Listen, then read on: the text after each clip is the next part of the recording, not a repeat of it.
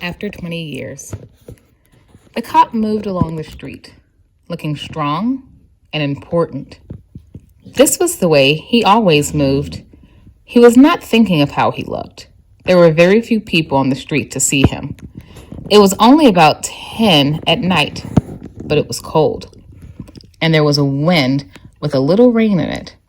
He stopped at the doors as he walked along, trying each door to be sure that it was closed for the night. Now and then, he turned and looked up and down the street. He was a fine-looking cop, watchful, guarding the peace. People in this part of the city went home early. Now and then, you might see lights of a shop or of a small restaurant, but most of the doors belonged to business places that had been closed hours ago. Then, the cop suddenly slowed his walk. Near the door of a dark-ended shop, a man was standing. As the cop walked toward him, the man spoke quickly. "It's all right, officer," he said. "I'm waiting for a friend. 20 years ago, we agreed to meet here tonight. It sounds strange to you, doesn't it? I'll explain if you want to be sure everything's all right.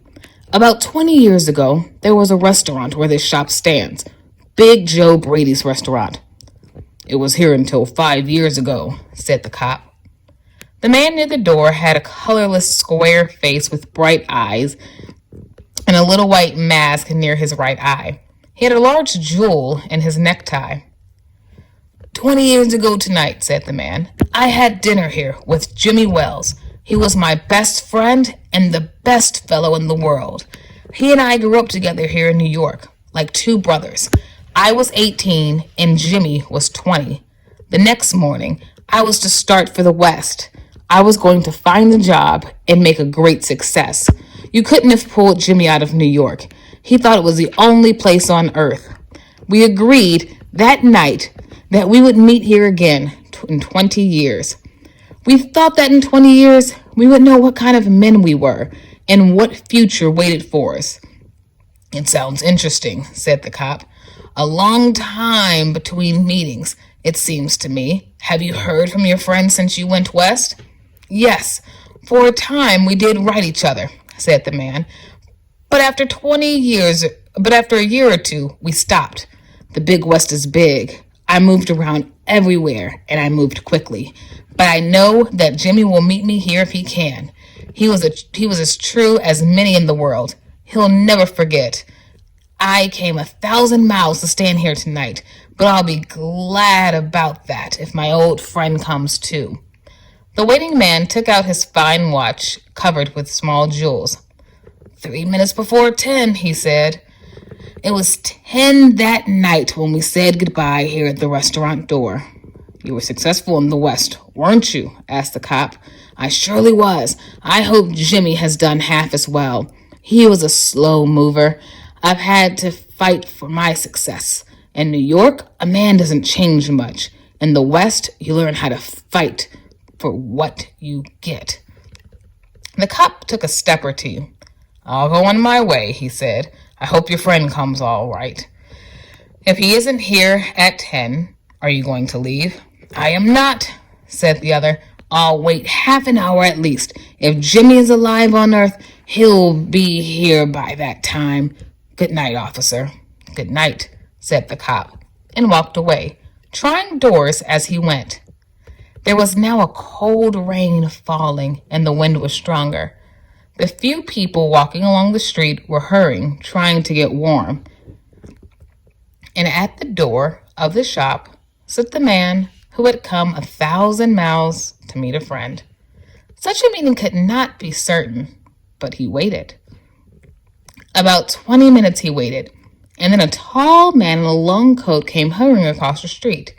He went directly to the waiting man. "Is that you, Bob?" he asked doubtfully. "Is that you, Jimmy Wells?" cried the man at the door. The new man took the other man's hand in his. "It's Bob. It surely is. I was certain I would find you here if you were still alive. 20 years is a long time. The old restaurant is gone, Bob. I wish it were here so that we could have another dinner in it.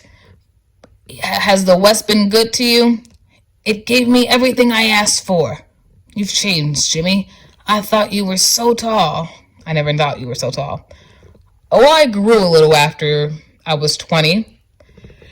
Are you doing well in New York, Jimmy? Well enough. I work for the city. Come on, Bob. We'll go to a place I know and have a good long talk about old times. The two men started along the street, arm in arm. The man from the west was beginning to tell the story of his life. The other, with his coat up to his ears, listened with interest. At the corner stood a shop bright with electric lights. When they came near, each turned to look at the other's face. The man from the west stopped suddenly and pulled his arm away. You're not Jimmy Wells, he said. 20 is a long time, but not long enough to change the shape of a man's nose. It sometimes changes a good man into a bad one, said the tall man.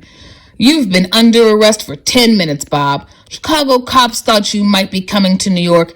They told us to watch for you. Are you coming with me quietly? That's wise. But first, here is something I was asked to give you. You may read it here at the window. It's from a cop named Wells. The man from the west opened the little piece of paper. His hand began to shake a little as he read. Bob, I was at this place on time. I saw the face of the man wanted by Chicago cops. I didn't want to arrest you myself, so I went and got another cop and sent him to do my job. Jimmy.